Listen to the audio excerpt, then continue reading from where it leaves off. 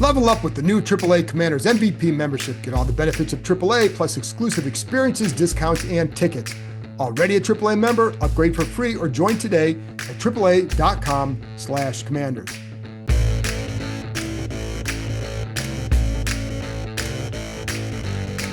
Hello and welcome to my podcast. Do me a favor, subscribe to the John Keim Report wherever you get your podcasts. If you're watching on YouTube, hit that like button, hit that subscribe button. You can find us there as part of Ampire Media, AMPIRE. Always much appreciated when you tune in. Don't forget, you can read my work on ESPN.com. I'm going to be talking about here what I wrote for ESPN, which is, of course, the Jayden Daniels injury, but also more because there are multiple players who are dealing with injuries. I think it's good to discuss what's going on with them and then what the consequences could be and how it impacts the Commanders for sure. And don't forget, the John Keim Report is presented by AAA.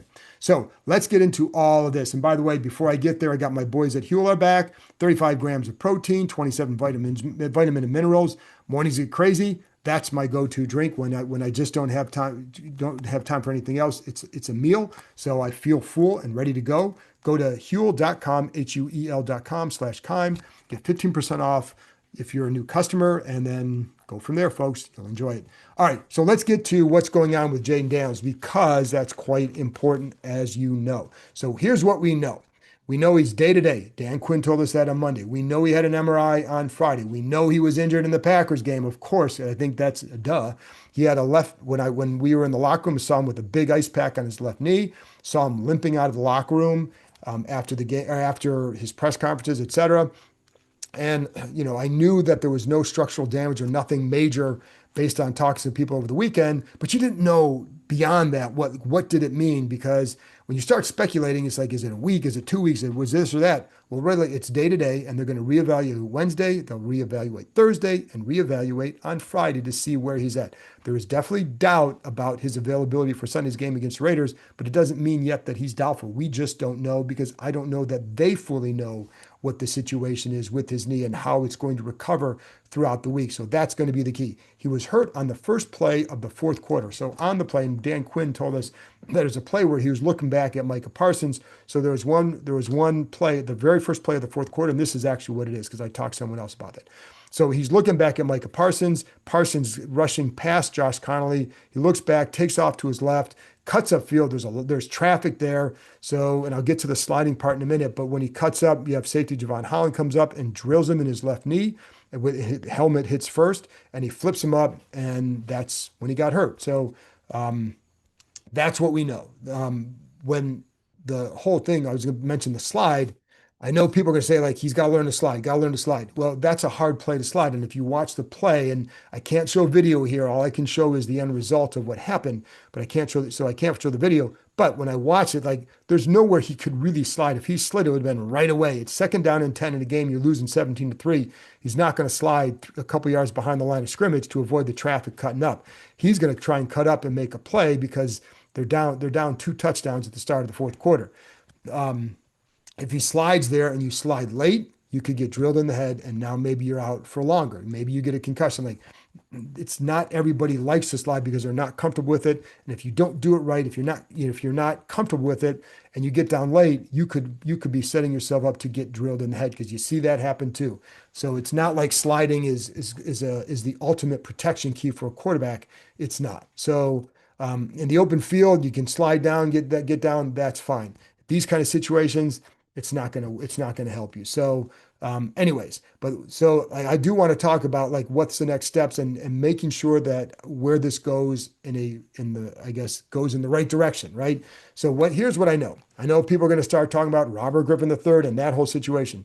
Completely different here, folks. Completely different. And I think it gets it's not frustrating, but I think it's just inaccurate whenever one name comes up in relation to the other, because they are different people, they're different quarterbacks, and it's a far different situation.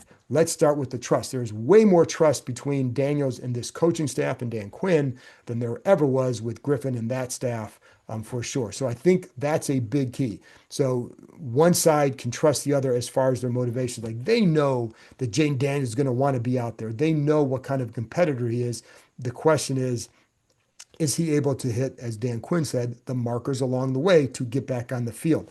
That means the cutting, the pivoting, all that stuff that goes with his game. He's a dynamic quarterback, so that's what the key is for sure. So And that's a big key. And unless they see that, he's not going to be out there. As Dan Quinn said, they want to make sure he has ability to be himself. And he also said, we know how important he is. Of course they do. Everybody does.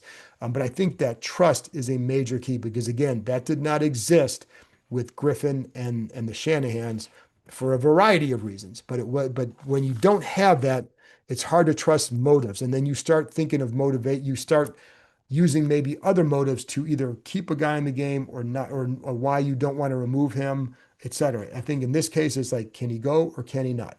They've been cautious with some other players. Brought him back slowly. And I think in this case, that's what they'll do. So if he goes, I would say you can trust that he's ready to go. Um, and if he doesn't, I think you can trust that they made the right decision. So, you never know what happens in a game. Football is a brutal sport. Guys get hurt all the time. And I think, a running quarterback is going to leave himself susceptible. A guy who stays in the pocket can leave himself susceptible. Guys get hurt in many different ways and in many different styles in the NFL. That's just the way it is. So, but anyways, I do think that trust is very important because I think it will help determine that they're making the decision for the right reasons and nothing else attached to it. And by the way, before I go on and what happens with Mariota, I want to say, Commanders fans, this is for you. Level up with the brand new AAA Commanders MVP membership. You'll receive all the benefits of AAA, such as 24/7 roadside assistance, plus chances to win game tickets, access to exclusive team events and experiences, along with 15% off Commanders gear at the online pro shop. Already a AAA member? Add the Commanders MVP membership for free. Head to AAA.com/Commanders to upgrade or join the squad and put your fandom in drive.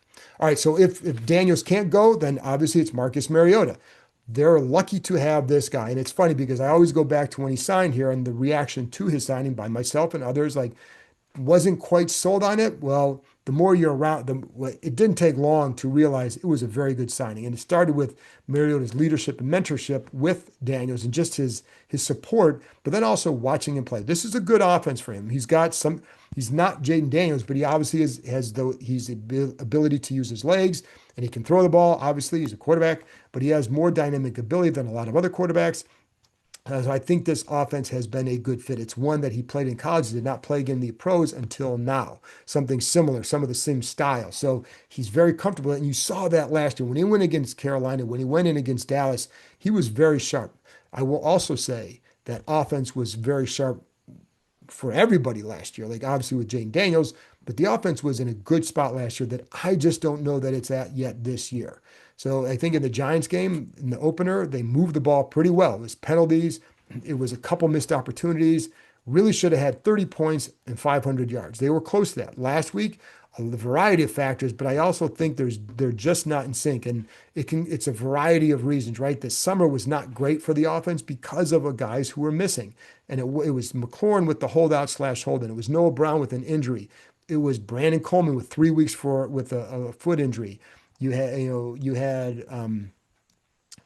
leg injury. You also you have a rookie right tackle in Josh Connolly. You have a backup right guard in Allegretti. It takes time for that group to mesh. And I've told you this, it's why I thought they would take a while to really come together.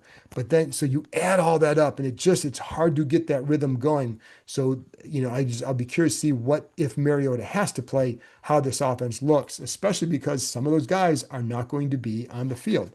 But I'll get to that obviously in a minute. So, because like with Mariota, again, his play style, I think fits this well.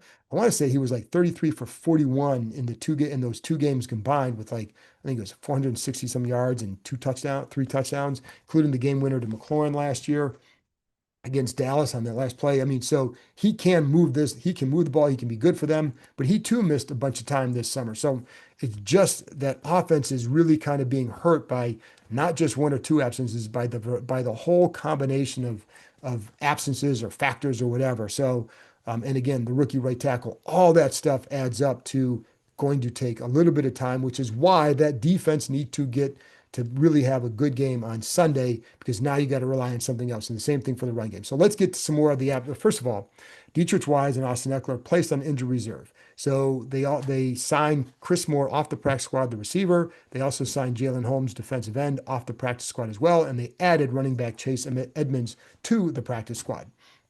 So a couple things on those moves. I mean, obviously Moore is a veteran. He can come and he can play, the X spot. He can play the Z. He did that in the first game as well.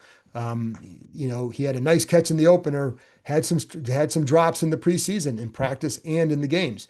Had a couple nice blocks in the opener as well against the Giants. So we'll see, but he's at least a professional veteran receiver, and you have other guys in the practice squad in Brooks and Jacoby Jones that you can continue to develop. But I think bringing up a veteran in this case obviously is a help. And I think with Noah Brown and John Bates, tight end, both are considered long shots to play Sunday, according to Dan Quinn. We'll know more Wednesday, Thursday, Friday. But right now, when you're saying the long shot on Monday, not a good sign for the availability on Sunday. They both have groin injuries. Also, corner Jonathan Jones has a hamstring injury. So I think he's kind of in that same situation as well. Those soft tissue injuries are difficult because you don't want to come back and make it worse. You don't want to come back too soon and make it worse. But the fact that they weren't placed on IR is a good sign. Like, doesn't mean they won't miss a couple weeks, possibly. I don't know. But the fact that they don't think they're going to be out long term is obviously a positive. But man, those injuries are starting to pile up, and that's a tough one. So, by the way, with Chase Edmonds, he played for Cliff Kingsbury in Arizona. He had a couple years where he had like more than 40 catches. Hadn't been really known as a third down or pass catcher back, but he did have those couple years. He also missed last year with the knee injury, had a knee injury that impacted it 2023 as well. So we'll see where he's at right now. But on the practice squad, at least has experience in what Kingsbury wants to do. They also did contact Zach Moss, running back. He's dealing with the neck injury still, so he's really not ready to go. But they did look around for a back that had some level of experience to add to this group. So, this is a tough situation, man. It's why, there's a chance that they will have like, two starters already down, a third in Daniels possibly out, two others considered long shots, and a sixth who's a key player in Jones possibly not available as well. That's five starters who won't be there, who possibly would not play in Sunday's game against the Raiders. They did not face a situation like this at all last season. I think there was one or two times where they had like three starters out. John Allen was the longest, missed the most time among the starters with 9 games. Now you have two guys who are going to miss the final 15. Like, this is a tough way to start the season. You want to look at anything that's a concern, it's the health, because health dictates so much in the NFL. They were a very healthy team last year. They go 12-5. There are other factors involved in that as well. And this is why you build depth. And one thing that I've talked about all offseason is how they built that defensive line with depth and versatility. Well, now it's going to be tested, right? So if you can't come undone because you lost Dietrich Wise. You just can't. So if you've built it the way you think, you withstand this injury. And you have Javonte Jean-Baptiste who can go in and play and do some stuff. You also have a big defensive tackle in Javon Kinlaw who they push out to end in those 3 defensive tackle sets.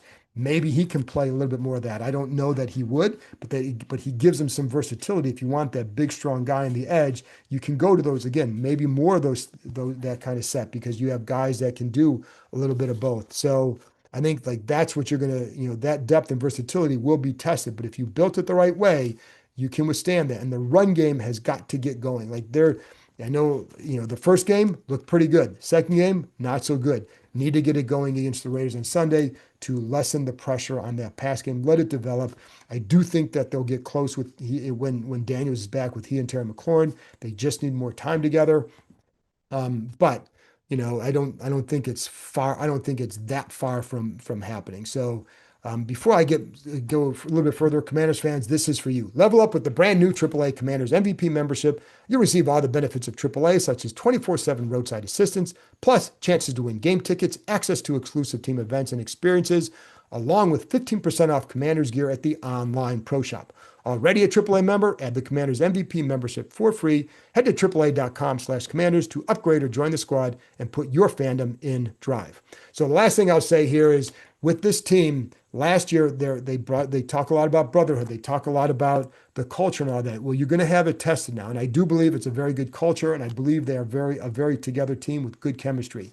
But that's going to be tested. And, the next man up philosophy, I get it. The problem is when you start losing multiple guys, that next man up, you're not just weakening yourself at one position. Now it's multiple spots where you're bringing in backups, and you already had a backup at right guard. So you were already down a starter for at least for the first several weeks for sure.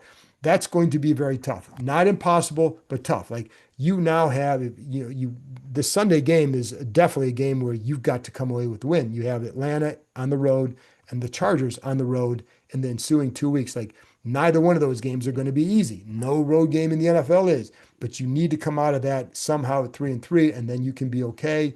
Get guys back healthy.